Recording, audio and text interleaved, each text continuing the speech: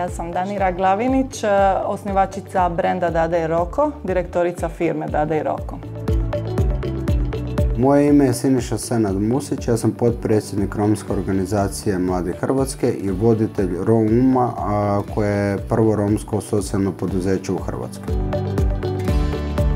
Ja sam Slavica, ja sam dizajnerica i ilustratorica i autorica sam društvene igre za djecu Čiribiri bajka.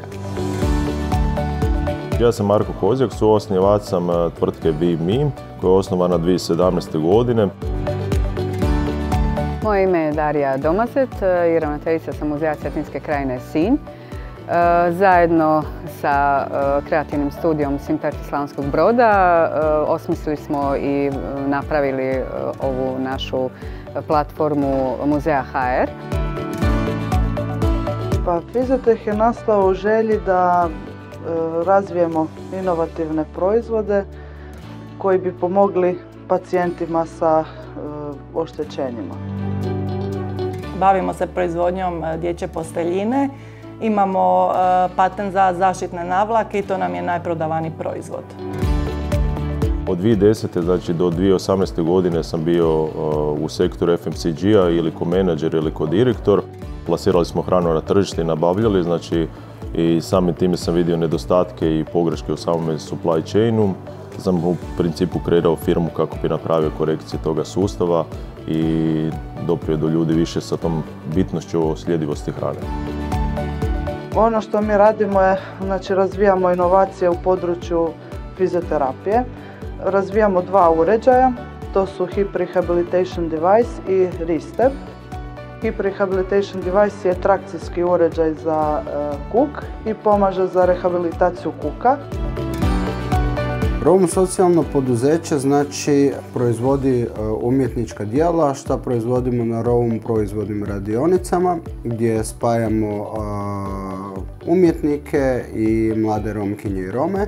Svaki proizvod ima digitalnu priču koja se razvija na Rom DST radionicama u kojima radimo sa djecom od 5. do 8. razreda osnovne škole, te na takav način postižemo integraciju, dajemo im znanje koje nije dostupno u formalnom obrazovanju, te isto tako ih motiviramo za obrazovanje i za tranziciju u srednju školu.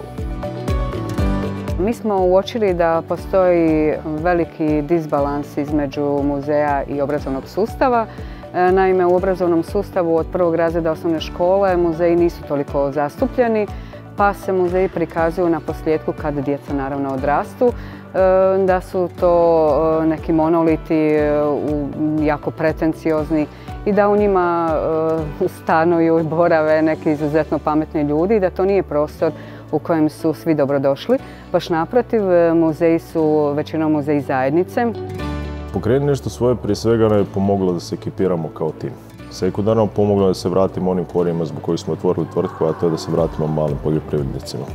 Akt grupa kao takva nam je jako puno doprinijela i baš sam iznimno sretna da smo sasvim slučajno naletjeli na tako nešto. Ljudi od kojih dobivamo jako puno znanja i koji nas usmjeravaju u pravom smjeru i znam da ćemo zajedno napraviti velike stvari. Pokreni nešto svoje kada se prijavite i ako znači dobivate nekoliko stvari. Dobivate financijska sredstva koja su često teško dostupna zbog toga što nemate otvorene kreditne kanale prema nekom ko tek započinje ili nije se dovoljno razvio. S druge strane, ono što je veoma bitno, dobit ćete savjetovanje. Znači, trebate iskomunicirati koji vam je problem i jednostavno ljudi koji vode Pokreni nešto svoje, prije svega Akt grupa, oni imaju pristup tim profesionalcima koji vam mogu dati rješenje na vaše probleme. Na vama je da li ćete ih vi koristiti ili ne. Mi smo imali ideju, imali smo taj projekat zamišljen, napisan na papiru, ali trebali smo ga realizirati. Ono što nam je puno pomoglo je taj financijski dio koji je bio značajan jer naš projekat bi se značajno odužio. Mi smo praktično u vrlo kratkom vremenu uspjeli jednu ideju pretvoriti u stvarnu platformu koja zaista funkcionira i koja već ima sadržaj i svoje korisnike.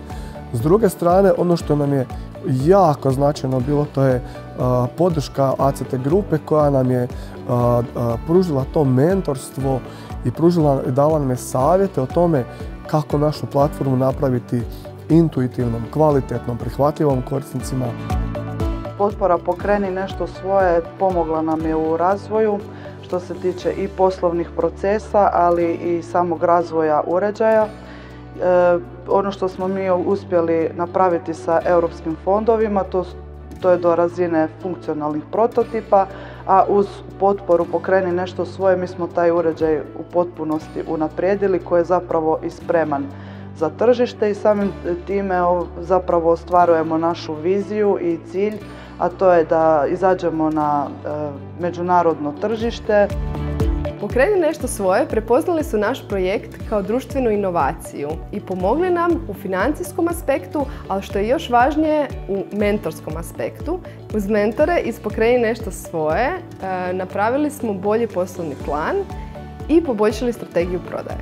Ako imate ideju poslovnu i ako ste krenuli sa nekakvim projektom, definitivno je Pokreni nešto svoje prilika za vas da svoj projekat i svoju ideju uobličite, da ju stvorite i da ju prezentirate javnosti. Svakako bi savjetovao svima da se prijave na Pokreni nešto svoje. Smatramo da je to jedan od boljih projekata koji je financiran ili sufinanciran za razvoj ideja i poboljšanje samoga tržišta.